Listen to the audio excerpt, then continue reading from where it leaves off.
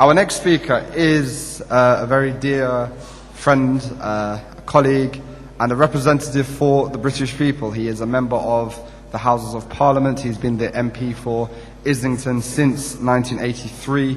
He's a long-time supporter for the Campaign for Nuclear Disarmament, the CND. And he has just returned, in fact, from a parliamentary delegation to Iran with a handful of other members of parliament from several different parties. He himself is a Labour MP, Tory MPs also went with him. And so he, inshallah, will be joining us to share his, not just his experiences, but to make the case for Iran, as is entitled. So if you could welcome Mr. Jeremy Corbyn MP with a loud salawat.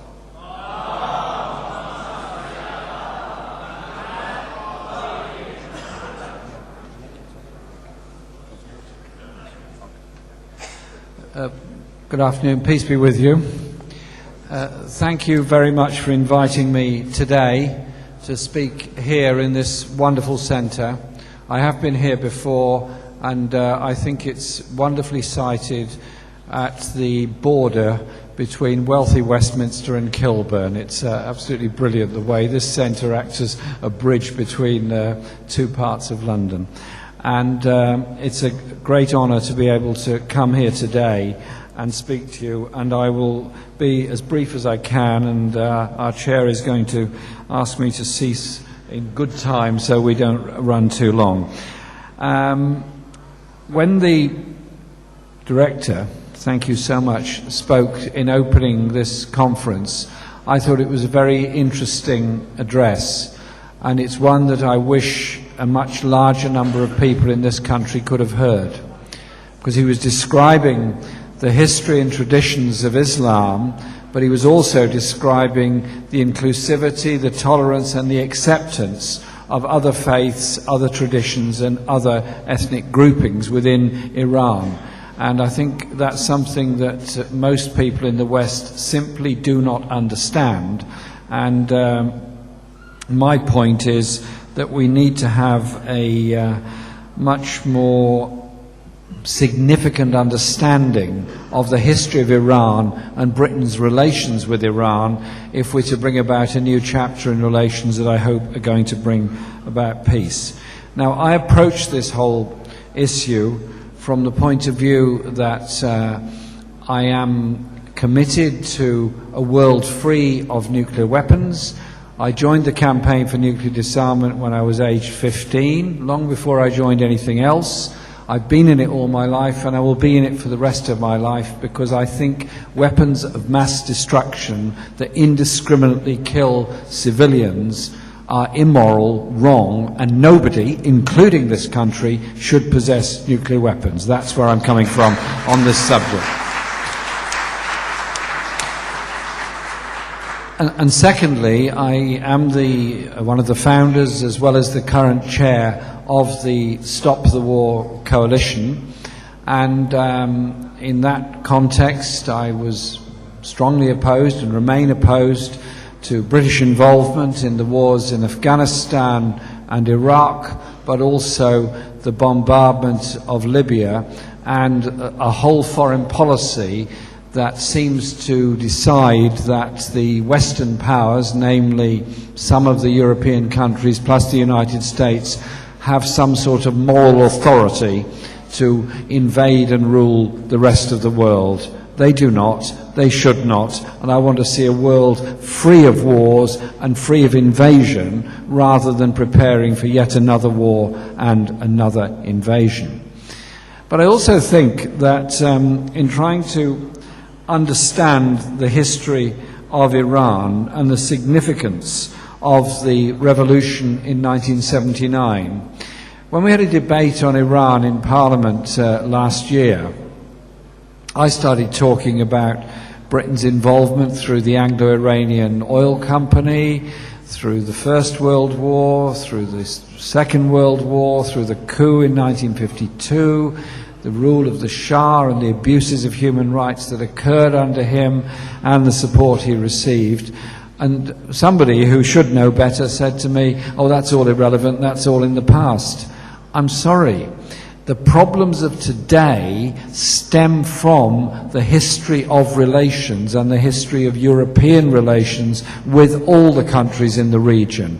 All those straight lines on maps all over the Middle East were drawn around the table in Versailles in 1918 and 1919, and we're still paying the price for that, just as much as throughout Africa. All those straight lines on maps that divide ethnic communities, divide linguistic communities, are drawn on maps around a table in Berlin in 1884, when the rest of the world thought it could divide up Africa in its interests. And so we have to understand why history is the way that it is. Now, British interest in Persia, as it was, came about because of an obsession with controlling routes to the empire, particularly India. It also came about because of technology.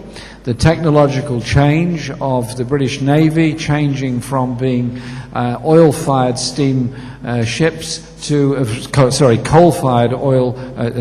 coal-fired steamships to oil-fired steamships, meant they had to have a source of oil. And since at that time they didn't think there was any oil in Britain, but they knew there was a lot of oil in that region, the Anglo-Iranian Oil Company was founded, and Churchill himself took it into public ownership in 1908, well before the First World War, and formed British Petroleum. And BP has been around for a very long time and had an enormous influence. And when I visited Iran, and I'll come back to that in a moment, a few weeks ago, I went to the British Embassy.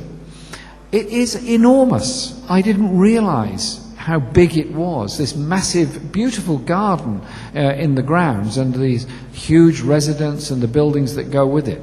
And you realise this was almost the centre of colonial government for a very long time. This wasn't just an embassy in the sense of being an office. This was something else. And British influence in Iran has not always been good, has not always been for the good of the people of Iran, but has very much been in the interests of both Britain's colonial policy as well as the interests of British commerce. And so when the coup took place in 1952, inspired by Britain and the United States against the wishes of the people of Iran, that brought in the regime of the Shah and brought in the secret police and brought in a very large number of Iranian people seeking exile in this country and other countries in Europe. And as a young man living in London from the early 70s onwards, I was always struck by the huge Iranian community in London, and there is a very large Iranian community in London now, and it's my privilege to represent those that live in my area in Parliament. Indeed, there are estimated to be 300,000 Iranian people living in Britain. And so we then had the isolation of Iran, we've had the sanctions against Iran, we've had the military threats against Iran, we've had the demonization of Iran, and we had the horrors of the Iran-Iraq war, when the West poured arms into Iraq, and that war cost 500,000 lives and a great deal of devastation. And who benefited from that war? Mainly those that supplied arms and weapons to both sides in that conflict. And I was one of the very few people in Parliament in the 1980s to raise the question of the use of chemical weapons, to raise the question of what happened in Halabja, and to raise the question of the arms supplies that were going to Iraq, despite the record of Saddam Hussein and others in Iraq. And I was told by a number of people I shouldn't be raising these issues because it was damaging to Britain's interests. I'm sorry, it's not a question of what you perceive to be Britain's commercial interests are, it's a question of what you perceive to be the best route to achieve peace and understanding in the future is, and I do not believe supplying weaponry is the way to bring about that peace and understanding in the future. And so we've had then the issue coming on, I'll be brief on this, coming on has been Iran's development and future. Now, I come at this perspective on the nuclear issue as being, A, somebody that is totally opposed to the existence of nuclear weapons of any form by anybody, and secondly, I am not personally a supporter of nuclear power because I think there are huge problems about disposal of nuclear waste and the safety issue. But I recognise in international law it is perfectly permissible for any country to be a civilian nuclear power, in the sense they can enrich uranium in order to generate electricity from it, because it requires a heat source to generate electricity. I recognise that. I also recognise that Iran was and remains and intends to remain a signatory to the Nuclear Non-Proliferation Treaty. The Nuclear Non-Proliferation Treaty has two fundamental parts to it. The first is that all those who sign it who do not possess nuclear weapons at the time of signing agree they will never possess nuclear weapons. Secondly, and this is the part that's often forgotten, the 5 declared nuclear weapons states, Russia, France, Britain, China, and the United States, also agree that they will take steps towards disarmament and will not encourage nuclear weapons in any other state.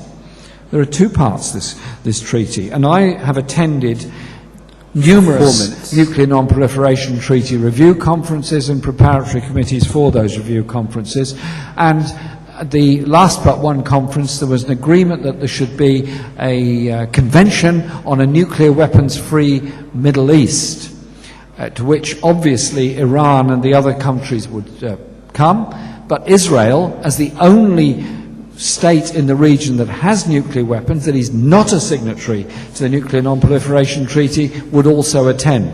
The failure of the Finnish government and the leadership of the NPT to organise this conference is in danger of damaging the whole process, and indeed Egypt walked out last year from the conference but not from the treaty. And so I think that the interesting events that have happened over the past 6 months provide us, and I'll conclude with this, with a period of great hope.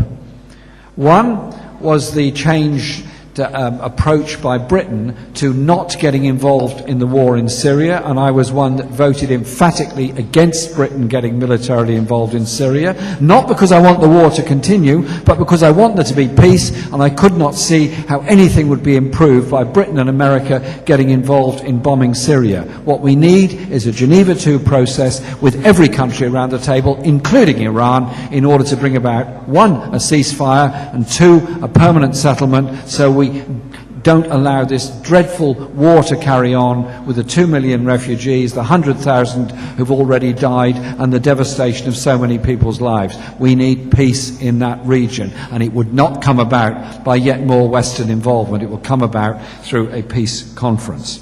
The second is the involvement of Iran has helped to bring about the chemical weapons agreement with the Syrian government, has helped to bring about Geneva II taking place, and I do believe that the interim agreement that's been reached on nuclear processing with Iran is a very good step forward, and I fervently hope that in 6 months' time we'll have the final agreement.